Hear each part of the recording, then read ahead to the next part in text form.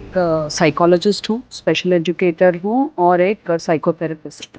तो एक बार 2016 में ये बात है, 2016 की बात है जब एक महीने में मैंने 500 बच्चों का आईक्यू असेसमेंट किया। So it was happening in Tamil Nadu, so it was called mokkapai, that means dumb. उनको बात करने में या फिर सोशलाइज करने में ही प्रॉब्लम्स होंगी, फ्रेंड्स बनाने में दिक्कत होगी, या फिर ज़्यादा लोग हों तो उनको झेलने में दिक्कत होगी। कोई भी न्यूरोटिपिकल डाउन सिंड्रोम का बच्चा है, इन किसी का भी आप एमआरआई स्कैन निकाले, हम सिर्फ सोच रहे हैं कि शैतानी गलत। That's the problem. अब डिसलेक्सिया, सिर्फ डिसलेक्सिया के बारे में पता है, वो भी एक दो मूवीज कहीं पे आए हैं, तो अबव एवरेज आईक्यू बोलते हैं। एवरेज आईक्यू इज 90 to 110, इनका 110 से ज़्यादा होता है।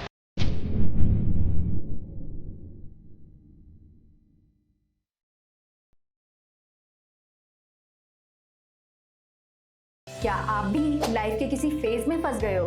रिलेशनशिप इश्यूज हो या फैमिली प्रेशर, करियर कंफ्यूजन या हेल्थ स्ट्रगल्स, मेंटल ब्रेकडाउन्स हो या मनी स्ट्रेस, टीवीटी है आपके साथ एक ऐसी जगह जहां पर आपको गाइडेंस मिलेगी बिना किसी फिल्टर के। चाहे आपको चाहिए क्लैरिटी, हीलिंग या सही डायरेक्शन, तो हमसे जुड़िए, हमें डीएम कीजिए या फिर हमें व्हाट्सएप कीजिए 8448801064 पर।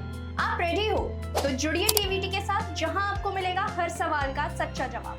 TVT, real talks, real health, real you. Hello and welcome once again at TVT. आपको हमारी पिछली वीडियोस बहुत ज्यादा पसंद आई एंड आई होप कि आपको हमारी आज की भी ये बहुत ही ज्यादा स्पेशल वीडियो उतनी ही पसंद आने वाली है, क्योंकि आज की जो हमारी वीडियो है ये बहुत ही ज्यादा स्पेशल होने वाली है। जैसे कि हम अक्सर हर एक डिसऑर्डर्स के बारे में सुनते तो हैं और कहीं ना कहीं हम उनको डिजीज से ही रिलेट कर देते हैं। सो इसके बीच का जो एक डिफरेंस है वो आज बर्स्ट होगा कि डिजीज क्या होता है और एक डिसऑर्डर क्या होता है। और साथ ही जैसे हम एडीएचडी, ऑटिज्म, डिसलेक्सिया इन सब के बारे में सुनते हैं, तारे जमीन पर मूवी हम सबने देखी है डिसलेक्सिया का, वहां से एक स्पॉटलाइट, जो आमिर खान जी की मूवी है तारे जमीन पर, वहां से एक स्पॉटलाइट बना है डिसलेक्सिया का। लेकिन क्या अभी भी जो हमारी इंडियन सोसाइटी है, क्या ये पिछड़ रखी है बाकी सारे फॉरेन सोसाइटीज की? अगर हम बात करें, क्या गवर्नमेंट कहीं ना कहीं अभी भी उन बच्चों के लिए कुछ काम कर रही है? क्या टीचर्स अभी भी उन बच्चों को मतलब उनकी अंडरस्टैंडिंग लैक कर जाती है? पेरेंट्स क्या अभी भी हेजिटेट करते हैं अपने उन बच्चों को सोसाइटी में दिखाने के लिए? तो इन सब चीजों पर हमारी बात होगी। और जो हमारे आज के स्पेशल गेस्ट हैं वो है मानसी जी, जो कि इन सब फील्ड में एक्सपर्ट है, और आज वो हर एक मिथ बस्ट करेंगी उस चीज का जो कि आप अपने माइंड में लेकर चल रहे हैं। तो अंत तक इस वीडियो में जरूर बने रहें। हेलो मानसी जी। हेलो, हाय, मैं मानसी हूँ। I am a psychologist, special educator and a psychotherapist, and I am the founder of Manas Learning. Manas Learning is a curriculum and system methodology which is multisensory activity based neurological adaptive scientific learning, जिसका मतलब है कि हम देश के पहले हैं जिन्होंने neuro divergent, autism, ADHD and learning disability वाले बच्चों के लिए हमने एक स्पेसिफिक करिकुलम बनाया है which is very easy to adapt in schools or by special educators or by parents. And हमने अब तक 35,000 बच्चों के को एसेस किया है और 3,500 बच्चों के साथ हमने काम किया है with a success rate of 98%. When I say success, it means that ये बच्चे रेगुलर स्कूल में 70% से ज़्यादा मार्क्स ला रहे हैं और रेगुलर स्कूल्स में अपने सेंसरी बिहेवियरल इश्यूज को मैनेज करते हुए स्कूल जा पा रहे हैं। सो मानसी मैम, सबसे पहले आप हमें अपनी जर्नी के बारे में बताइए कि आपने डिसलेक्सिया, एडीएचडी या फिर जितने भी स्पेशली एबल्ड बच्चे होते हैं उनका एक्सपर्ट्स बनने का कैसे डिसीजन लिया? तो ये मैं एक साइकोलॉजिस्ट हूँ, स्पेशल एजुकेटर हूँ और एक साइकोथेरेपिस्ट हूँ। एंड मैं जब क्लिनिकल प्रैक्टिस में बैठती थी तो मेरे को सारे असेसमेंट सब कुछ करने में बड़ा मजा आता था। इट यूज टू एक्चुअली लगता था कि मंडेन चीज नहीं है। तो एक बार 2016 में ये बात है, 2016 की बात है, जब एक महीने में मैंने 500 बच्चों का आईक्यू असेसमेंट किया। तो सडनली मेरे को ये समझ में नहीं आया कि इतने सारे बच्चों का आईक्यू असेसमेंट्स क्यों चल रहा है। तो फिर मैंने जाके थोड़ा पता किया कि क्यों इतने सारे बच्चे क्यों आ रहे हैं एंड ऑल दैट स्टफ। तो कि पता चला कि ये सारे बड़े बच्चे थे, छोटे बच्चे नहीं थे, बड़े बच्चे थे। तो 12 साल से ऊपर के बच्चे थे। ये स्कूल से भेज रहे थे कि बच्चे को कम मार्क्स आ रहे हैं, आईक्यू असेसमेंट कराओ, बोलो कि इंटेलेक्चुअल डिसेबिलिटी है तो हम स्कूल में रखेंगे, नहीं तो टीसी लेकर चले जाओ। तो इसलिए बहुत सारे स्कूलों में ये बात चल रही थी। तो सडनली असेसमेंट की नीड, आईक्यू असेसमेंट की नीड बढ़ गई थी। इस दौरान मेरे को एक बच्चा मिला, 14 साल का था, 9th क्लास पढ़ रहा था। एंड उसकी माँ ऑलमोस्ट 15-20 डॉक्टर्स के पास जा चुकी थी एंड हमारे हॉस्पिटल आई थी। तो उन्होंने उनका आईक्यू असेसमेंट किया, तो आईक्यू असेसमेंट बहुत कम आया। एंड फिर हमारे जो चीफ डॉक्टर है उन्होंने मेरे को बुलाया कि बोला कि नहीं, ये मेरे पर्सनल फ्रेंड हैं, ये ऑलरेडी बहुत जगह जो जाके आए हैं, आप एक बार फिर से आईक्यू असेसमेंट करो। मैंने बोला ठीक है, फिर से करते हैं। तो जो पहले आईक्यू असेसमेंट हुआ था वो बिनेट कामत करके जो स्टैंडर्ड आईक्यू असेसमेंट है उसमें हुआ था। मैंने बोला ठीक है, एक्टिविटी बेस्ड आईक्यू असेसमेंट करते हैं। सो हमने विस्क किया एक्टिविटी बेस्ड आईक्यू असेसमेंट। तो उसका आईक्यू आ रहा था 105, जो एवरेज आईक्यू होता है 90 से 110। 105 is a very good IQ. तो मैंने फिर मम्मी को, उसकी माँ को अंदर बुला के पूछा कि भाई आईक्यू असेसमेंट क्यों करा रहे हो? हम थोड़ी ना जाके हमारा आईक्यू असेसमेंट करा, करेक्ट? तो आईक्यू असेसमेंट क्यों करा रहे हो? तो उन्होंने बोला नहीं, स्कूल ने बोला है कि आपका बेटा बेकार है, बुद्धू है, तो he is dumb, the word is dumb. So it was happening in Tamil Nadu, so it was called mokkapaiya, that means dumb। तो टीसी लेने के लिए बोल रहे हैं, इसलिए मैं आईक्यू असेसमेंट करा रही हूँ। मेरे बेटे को कोई प्रॉब्लम नहीं है, लेकिन सब लोग बोल रहे हैं कि उसका आईक्यू कम है। फिर मैंने बिठाया बच्चों को, फिर मैंने उसको अल्फाबेट सब लिखवाए। 14 साल का बच्चा, मतलब 9th क्लास में है, तो 11 साल से वो स्कूल में है और उसको 26 अल्फाबेट्स में उसके 13 अक्षर गलत है। तो अभी तक स्कूल ने आइडेंटिफाई क्यों नहीं किया? एलकेजी की बात हो गई, 2nd क्लास में तो पकड़ लेते हैं, अब 9th क्लास में आके बोल रहे हैं कि आपका बेटा लायक नहीं है। तो फिर मैंने बोला देखिए, आप बहुत स्ट्रेन हो गई हैं, आईक्यू तो ज्यादा है आपके बच्चे का, लेकिन हमको दूसरा असेसमेंट करना पड़ेगा टू फाइंड आउट क्या प्रॉब्लम है। तो 1 हफ्ते के बाद बुलाया, फिर मैंने असेसमेंट किया और हमने पता किया कि बच्चे को डिसलेक्सिया है, वेरी सिवियर डिसलेक्सिया। उस दिन उसकी माँ ने हाथ पकड़ के वो जो रोई, वो 2 महीने से दर दर भटक भटक के, आंख सूज के, लाल होके, then I understood the parents pain. Then मैं अपने डॉक्टर के पास गई, जो हमारे चाइल्ड साइकियाट्रिस्ट हैं, उनके पास। तो मैं तो मतलब जाके बोला, मैंने तो उखाड़ लिया, this was the language I used, मैंने उखाड़ लिया, I found out what is wrong with the child, diagnosis हो गया। सो it was a big achievement, क्योंकि कोई कुछ नहीं कर पा रहा था। तो डॉक्टर ने सिंपल बोला, क्या उखाड़ लिया तुमने? डिसलेक्सिया है, और पूरे तमिलनाडु में जो कुल मिला के 4-5 सेंटर्स हैं जो ये बच्चे को सपोर्ट कर सकते हैं, बच्चा जाएगा कहाँ? डायग्नोस हो गया, लेकिन उखाड़ा क्या है? So then I said no, then I have to do something about it. And this was also the time when I identified कि मेरे को खुद एक लर्निंग डिसेबिलिटी है, विच इज कॉल्ड डिसऑर्थोग्राफिया। मैं स्पेल नहीं कर सकती, आज भी नहीं कर सकती। एंड मुझे एडीएचडी करके तो पता था, बट मेरा बहुत लेट डायग्नोसिस हुआ डिसऑर्थोग्राफिया के बारे में। एंड मेरे दोनों बेटों को भी एडीएचडी है और हम लोग बहुत नॉर्मल लाइफ जीते हैं। तो that was the reason which pushed me into this journey of working with these children. So overwhelming, ma'am. Yeah.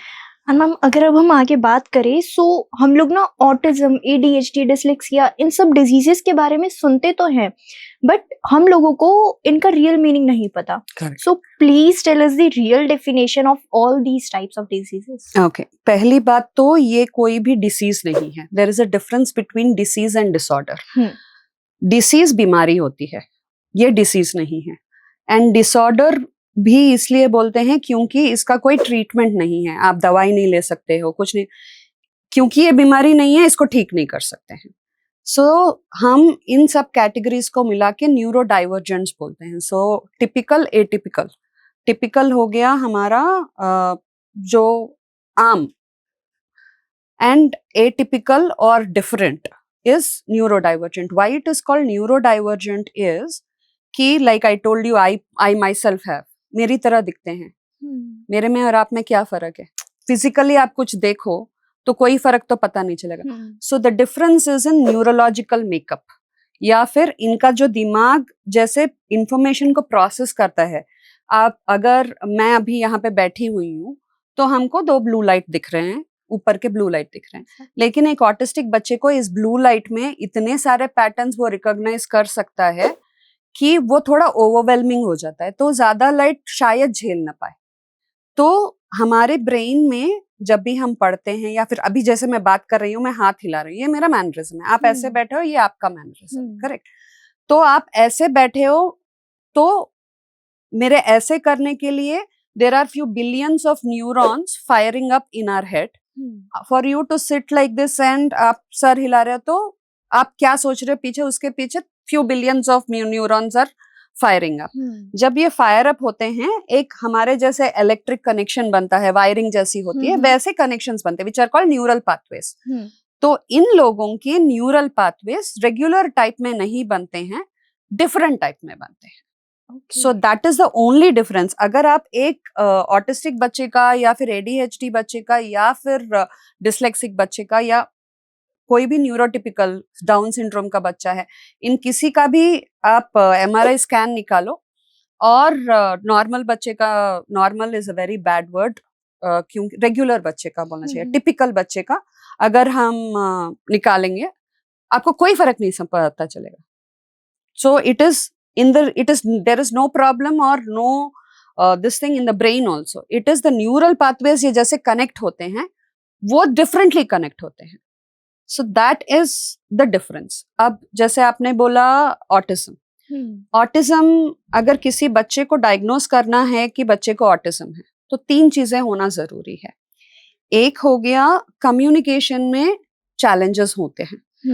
तो 45% ऑटिस्टिक बच्चे नॉन वर्बल होते हैं, 45% वर्बल होते हैं एंड 10% वर्बल होते हैं लेकिन बोलते नहीं है, कम्युनिकेट नहीं करते हैं. They will have some challenges in communication. That's the first this thing.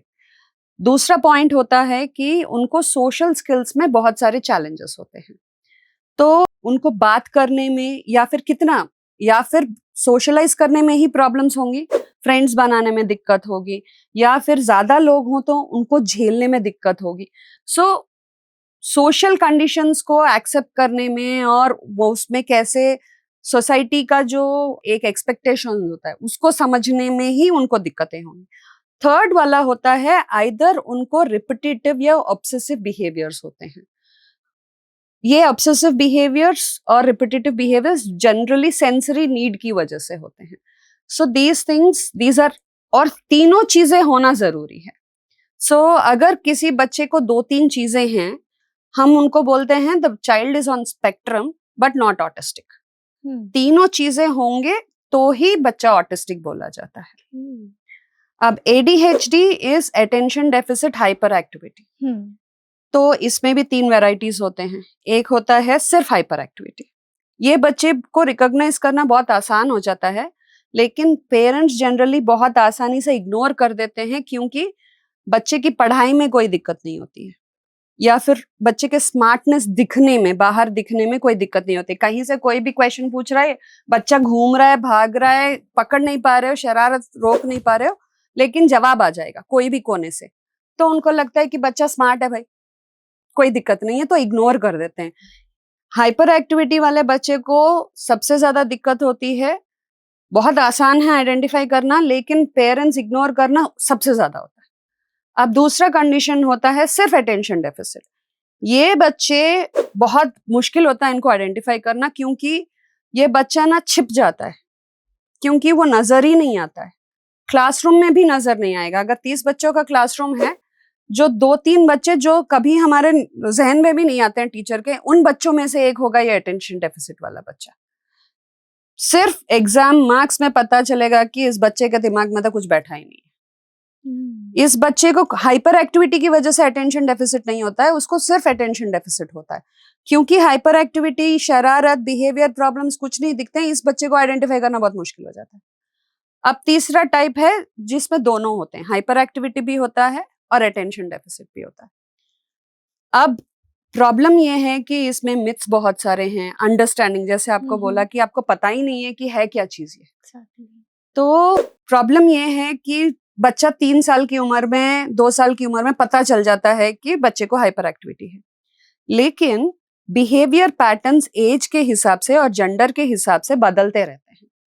ये चीज किसी को नहीं पता है, पेरेंट्स को। लाइक ऑब्वियसली क्लिनिकल प्रैक्टिशनर्स को तो पता है, लेकिन पेरेंट्स को ये जनरल अवेयरनेस नहीं है। पेरेंट्स ये सोचते हैं यार 2 साल पहले तो बहुत शरारत करता था, अब कम हो गया है और 2 साल में और पूरा कम हो जाएगा। सो इग्नोर करना बहुत आसान हो जाता है। लेकिन क्या होता है कि जो 3 साल का बिहेवियर है वो 5 साल में नहीं रहता है, 7 साल में नहीं रहता है, 10 साल में दूसरी तरह पे का बिहेवियर हो जाता है। 12-13 के तब तक ना पूरा इंटरनलाइज हो जाता है बिहेवियर। एंड लड़कों में अलग बिहेवियर रहता है, लड़कियों में अलग बिहेवियर रहता है। तो ये आइडेंटिफाई करना बहुत जरूरी है। एंड पोस्ट पैंडेमिक पहले हमारे देश में 11% बच्चों को ये प्रॉब्लम था, अभी वो 20% हो गया। इसमें भी हम इंडिया में नंबर 1 है पूरे वर्ल्ड में। अगर हम 20% स्कूल के बच्चों को देखें तो मतलब 5.4 करोड़ बच्चों को ये प्रॉब्लम है आज के दिन में। बहुत बड़ा नंबर है। और हमको अवेयरनेस ही नहीं है, हम सिर्फ सोच रहे हैं कि शैतानी कर रहा है। That's the problem. अब डिसलेक्सिया, सिर्फ डिसलेक्सिया के बारे में पता है, वो भी 1-2 मूवीज कहीं पे आए हैं। आजकल पिछले साल से ये चर्चा थोड़ा बड़ा हुआ है, लकीली लास्ट ईयर। सो अभी अक्टूबर का जो महीना था, that is a dyslexia awareness month. So there are organisations like my company and other organisations जो थोड़ा बहुत अवेयरनेस करने की, तो मैराथन्स चलते हैं डिसलेक्सिया मंथ में। संडे के दिन दिल्ली में बहुत अच्छा मैराथन सब चलते हैं। सो हर जगह पे ये सब होते रहते हैं। So last year for the first time national monuments को they lighted them red in the awareness, dyslexia awareness month में पहली बार इंडिया में हुआ है।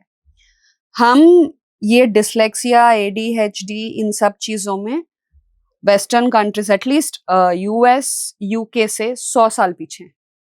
100 साल पीछे? 100 साल पीछे। तो हम बाकी सब कुछ, रोड कैसे बनाना है किसी का, सिंगापुर का हमने ब्रिज का कॉपी कर लिया। एजुकेशन सिस्टम में ये सारी चेंजेस क्यों नहीं कॉपी कर रहे हैं हम लोग? That is the problem. क्योंकि जनरेशंस के ऊपर जनरेशंस के ऊपर जनरेशंस इफेक्ट हो रहे हैं। Exactly. सो एंड बहुत लोगों को ये भी नहीं मालूम है कि सब लोग डिसलेक्सिया बोलते हैं, उसको लर्निंग डिसेबिलिटी बोलते हैं। अभी लर्निंग डिसऑर्डर्स बोल रहे हैं उसको, उसका नाम बदलता रहता है। क्योंकि कोई भी नाम एक्सेप्टेबल नहीं है। Exactly. क्योंकि वो डिसेबिलिटी है ही नहीं, it is difference. So it is not a disability. लोगों को पता नहीं है कि इसमें टाइप्स और सब टाइप्स मिला के 82 वेराइटीज ऑफ लर्निंग डिसऑर्डर्स है। एंड जनरली क्या होता है, प्रॉब्लम ये है कि 2-3 मिलके आ जाती है, आइडेंटिफाई करना भी मुश्किल होता है। अगेन जैसे फिर से मैं बोल रही हूँ, लोग मेरी तरह दिखते हैं, कोई भी फिजिकली, कोई भी, we call it an invisible disability, दिखता ही नहीं है। एंड बच्चा बहुत ही सफर करता है इसमें। एग्जैक्टली मैम, जैसे कि आपने कहा कि बच्चा बहुत ही सफ़र करता है, ऐसे ही अगर हम अपने इंडियन सोसाइटी में लेके चलें, सो क्या होता है कि कभी कभी होता है कि डॉक्टर्स उनके बर्थ टाइम के समय ही बता देते हैं कि उनको मतलब ये थोड़ी मतलब है डिसऑर्डर्स, राइट? एंड कुछ कुछ को अपनी मतलब थोड़ी ग्रोथ एज में पता चलता है कि उनको ऐसा भी डिसऑर्डर है। तो इसमें क्या होता है, जो इंडियन पेरेंट्स होते हैं ना, वो अपने बच्चों को सोसाइटी के सामने इंट्रोड्यूस करने में बहुत ज़्यादा हेजिटेट करते हैं। सो जैसे कि अभी आप बता भी रहे हैं कि काफी ज्यादा मूवीज भी आई, काफी चीजें भी हुई हैं। जैसे हम तारे जमीन पर की ही बात कर ले, आमिर खान जी की मूवी का, तो उसमें भी डिसलेक्सिया का जिक्र करा गया है। So do you really think कि मतलब जो हम डिसलेक्सिया, ADHD, ऑटिज्म की बात करें, इससे मतलब अवेयरनेस आ रही है लोगों में, और मतलब ऐसे बच्चों को सोसाइटी में इंट्रोड्यूस करने के लिए हेजिटेट करना चाहिए या नहीं?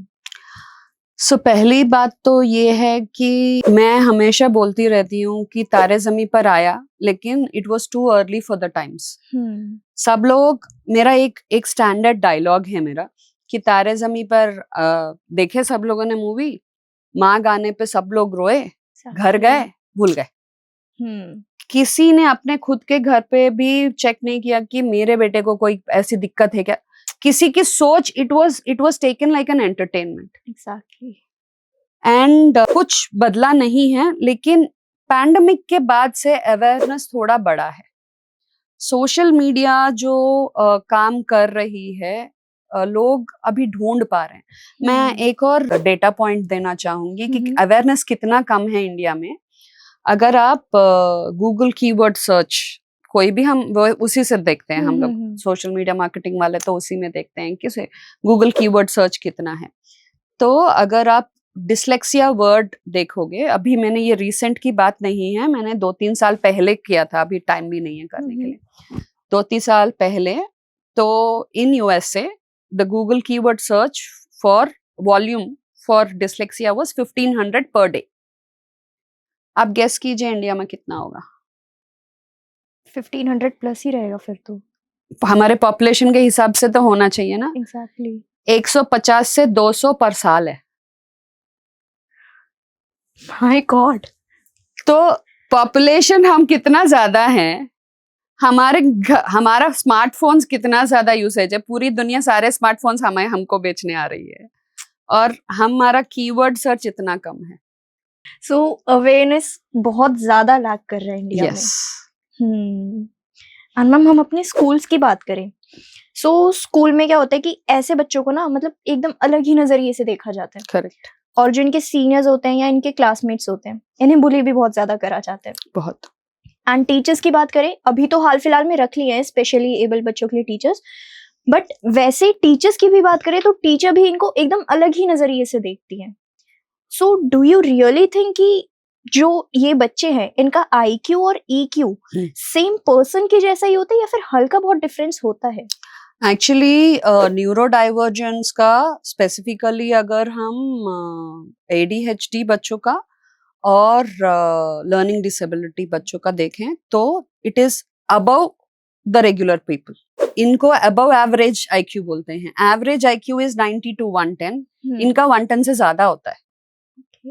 IQ कम नहीं है इनका। एंड लर्निंग डिसेबिलिटी का डायग्नोसिस का फर्स्ट स्टेप ये है कि हम लर्निंग डिसेबिलिटी का डायग्नोसिस ही तब करते हैं जब IQ 90 से ज्यादा हो। 90 से कम हो तो वो कंडीशन ही दूसरा है। So it is called a learning disability or learning disorder only when the IQ is above. Now in autistic children again about 45-50%. So US में and all that stuff हम देखते हैं कि autism में almost 80% are high functioning.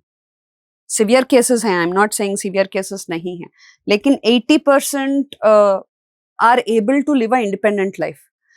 India में दिक्कत ये हो गई है कि जहाँ पे सेंसस है या फिर गवर्नमेंट रूल्स हैं, उन्होंने ID बोलते हैं इंटेलेक्चुअल डिसेबिलिटी, मतलब जिस किसी का भी IQ 70 से कम है, पहले हम मेंटल रिटार्डेशन बोलते थे, वो वाला वर्ड अभी it is not suppose to be used, it is suppose to be called as intellectual disability. तो 70 से IQ जिसका भी कम होता है उसको इंटेलेक्चुअल डिसेबिलिटी बोलते हैं। इंडिया में उन्होंने क्या किया है, intellectual disability ID and autism को एक कैटेगरी में डाल दिया है। जब एक कैटेगरी में डाल दिया है तो लोगों का परसेप्शन ये है कि ऑटिज्म है तो ID भी है। इसलिए हमारे देश में हाई फंक्शनिंग ऑटिज्म का रिकॉग्नाइजेशन ही बहुत कम है। एंड पेरेंट्स को जिनको पता है कि उनका बच्चा हाई फंक्शनिंग है, जो पढ़ सकता है, लिख सकता है, बहुत इंटेलिजेंट कॉन्वर्सेशंस, डिबेट करता है, उसको जो पसंद है उसके बारे में, उसका जाके रजिस्ट्रेशन ही नहीं कराते हैं, उसको ऑटिज्म के अंदर डालना ही नहीं चाहते हैं, क्योंकि फिर दुनिया दूसरी तरह से देखना शुरू कर देगी। एंड हमारे जैसे आपने बोला स्कूल्स में आज भी 90% of the schools don't have inclusivity. There is only 10% of schools which have inclusivity. उस 10% में भी कितने नाम के वास्ते इंक्लूसिविटी है भगवान ही जानता है। दूसरी बात, इंक्लूसिव भी है तो लेते हैं बच्चों को, उनकी आईईपीज ठीक से नहीं बनती हैं, आईईपी डिस्कशंस नहीं होते हैं, उनको एकोमोडेशंस नहीं मिलते हैं। सारे सिलेबस में, स्टेट सिलेबस में, हर एक स्टेट में, स्टेट सिलेबस के सीबीएसई, आईबी, सारे बोर्ड्स में देर आर स्पेसिफिक एकोमोडेशंस बोलते हैं। देर आर टू थिंग्स, एक बोलता है एकोमोडेशन, एक होता है कंसेशन। कंसेशन मतलब जो एग्जाम टाइम में उनको क्या क्या एक्स्ट्रा मिल सकता है ताकि वो सारे रेगुलर बच्चों के साथ compete कर सके, दोज आर कॉल्ड कंसेशंस, जो एग्जाम्स के टाइम में। तो आपको 45 मिनट्स एक्स्ट्रा टाइम मिलेगा, आप स्क्राइब ले सकते हो, लैंग्वेज ड्रॉप कर सकते हो, मैथ्स के लिए कैलकुलेटर यूज कर सकते हो, ये सारे सिलेबसेस दे रहे हैं। एकोमोडेशंस ये होते हैं कि एकोमोडेशंस क्लासरूम में उस बच्चे को कैसे, किस टाइप का सपोर्ट मिला जाए। मतलब एग्जाम उसका ओरली ले लो, या फिर उसको जब तक बच्चा ट्रेनिंग कर रहा है, रेमेडियल एजुकेशन उसको मिल रहा है, तब तक उसको एक अलग क्लास में बिठाओ। एडीएचडी का बच्चा है, अलग क्लास में बिठाओ, आप दूसरे टाइप का क्वेश्चन पेपर दे दो उसी सब्जेक्ट में, उसी लेवल पे, लेकिन सारे बिट क्वेश्चंस दे दो, लंबा लिखने की जरूरत नहीं हो। ये सारे मूवमेंट ब्रेक्स दे दो, 15 मिनट में एक बार इस एक बच्चे को एक परमिशन होता है कि वो 5 मिनट जाके कहीं पे जंप करके आ जाए, या फिर कोई मूवमेंट ब्रेक। ये सारे एकोमोडेशंस हैं, गवर्नमेंट रूल्स में एकोमोडेशंस हैं, लेकिन स्कूल्स में कोई भी एकोमोडेशन, इवन इंक्लूसिव स्कूल्स में एकोमोडेशंस नहीं है। सो इसलिए मैं बोल रही थी कि हम लोग almost we are 100 years behind. And सबसे इम्पोर्टेंट बात, फोनिक्स, सब लोग आजकल तो जॉली फोनिक्स, ये फोनिक्स, वो फोनिक्स, फोनिक्स क्लासेस बहुत लोगों ने सुना होगा, राइट? लेकिन 1925 में यूएस एजुकेशनल सिस्टम ने आइडेंटिफाई किया कि भाई फोनिक्स बहुत इंटीग्रल पार्ट है, इसलिए ये मैंडेटरी होना चाहिए किंडरगार्टन से। 1925 का रूल है, हम अभी 2025 में हैं। आज तक ये रूल हमारे कोई भी एजुकेशन सिस्टम में नहीं है। कोई भी इंटरनेशनल स्कूल है जो बोलता है कि हम ये वाला फोनिक्स क्लास एक्स्ट्रा देते हैं, वो एक एक्स्ट्रा फीचर है, it is not part of the curriculum, number 1। And foreigners से, या फिर यूएस, या फिर एनी अदर, यूके, ऑस्ट्रेलिया, वहां पे जो लैंग्वेज बोलते हैं वही लैंग्वेज में पढ़ते हैं। हमारे भारत में वो नहीं होता है। हमको उन लोगों से ज्यादा फोनिक्स की जरूरत है, क्योंकि हमारे सारे लैंग्वेजेस बहुत फोनेटिक हैं। हमारे हिंदी में आप पकड़ लीजिए, का नाम का है, का साउंड का है, का स्पेलिंग भी का है। अब आप इंग्लिश में चले जाओ, का साउंड सी है, का नाम सी है या फिर के है, साउंड करता है का, ठीक है? अब का के स्पेलिंग में सी भी का स्पेलिंग करता है, के भी का स्पेलिंग करता है, क्यू यू भी का स्पेलिंग करता है, सी के भी का स्पेलिंग करता है। अब कौन सा स्पेलिंग लिखना है? एंड हम पैदाइशी, हम रीजनल लैंग्वेज में, हम फोनेटिक लैंग्वेज में बच्चा पेट से वो वाला साउंड सुन रहा है, सडनली स्कूल में जाता है, इंग्लिश में पढ़ना होता है, एंड वो नॉन फोनेटिक लैंग्वेज है, और हम फोनिक्स बच्चे को सिखा ही नहीं रहे, क्योंकि बच्चा, हमारा ब्रेन एब्जॉर्ब कर रहा है, तो हम ये एजम्पशन में चल रहे हैं कि सारे बच्चे सीख लेंगे। So that is something, that change has to come, that is very very important. So ma'am, lastly मैं आपसे यही बोलना चाहूंगी कि हमारे ऑडियंस को एक मैसेज दीजिए, क्योंकि जो हमारी इंडियन सोसाइटी के जो पेरेंट्स हैं और जो टीचर्स हैं, जो बाकी के भी लोग हैं, सब यही सोचते हैं कि ये जो स्पेशली डिसऑर्डर्ड बच्चे होते हैं ना, ये लोग कुछ कर नहीं सकते, ये लोग इंडिपेंडेंट कुछ कर नहीं पाएंगे। सो प्लीज इनको एक मैसेज दीजिए कि आप बस उनको पढ़ाइए, लिखाइए, एंड बाकी सब उन पे छोड़ दीजिए, वो कर लेंगे। करेक्ट। तो एक तो चीज है कि मैंने जैसे बोला, मेरे को ADHD है और मेरे को एक लर्निंग डिसऑर्डर है। मैंने 2 पोस्ट ग्रेजुएशंस किए हैं, मैं आज आपके सामने बैठी हूँ। मैंने 3000 से ज्यादा बच्चों के साथ काम किया है। मेरे 2 बेटे हैं, दोनों को ADHD है। एक बेटा डेटा एनालिस्ट का काम कर रहा है, so they can achieve, sky is the limit, इनके सुपर पावर्स हैं। तो इनको अंडर एस्टिमेट मत कीजिए, उनको खूब पढ़ाइए। पेरेंट्स के लिए मेरा मैसेज ये होगा कि पहले तो ऑब्जर्व कीजिए, दुनिया के बारे में सोचना छोड़ दीजिए, रिश्तेदार क्या बोलेंगे सोचना छोड़ दीजिए, अपने बेटे या बेटी के सपोर्ट में खड़े रहिए, पहले जाके आइडेंटिफाई कीजिए और डायग्नोस कराइए, उसके बाद की बात बाद में देखेंगे। और टीचर्स के लिए मेरा रिक्वेस्ट ये होगा कि please keep a open mind. आज भारत में 8 करोड़ बच्चों से ज्यादा परसेंटेज बच्चों को कोई ना कोई डेवलपमेंटल डिले है। 6 बच्चों में एक बच्चे को डेवलपमेंटल डिले है, 10 बच्चों में एक बच्चे को स्पीच डिले है। तो ये बहुत ज्यादा बढ़ रहा है। तो स्क्रीन टाइम एक प्लीज कंट्रोल कीजिए एंड सारे बच्चों को सारे माइलस्टोन्स के हिसाब से आप एसेस करवाते रहिए।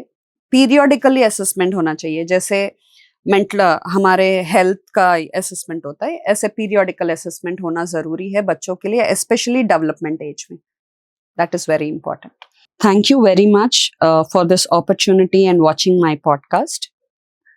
अगर आपको कोई भी क्वेरी है न्यूरो डाइवर्जेंस के बारे में, डेवलपमेंटल डिलेस के बारे में, ऑटिज्म, ADHD, स्पीच डिलेस या फिर डिसलेक्सिया के बारे में, आप जो स्क्रीन पे दिए हुए डिटेल्स हैं आप उस पर व्हाट्सएप कर सकते हैं और हमारा वेबसाइट भी चेक कर सकते हैं।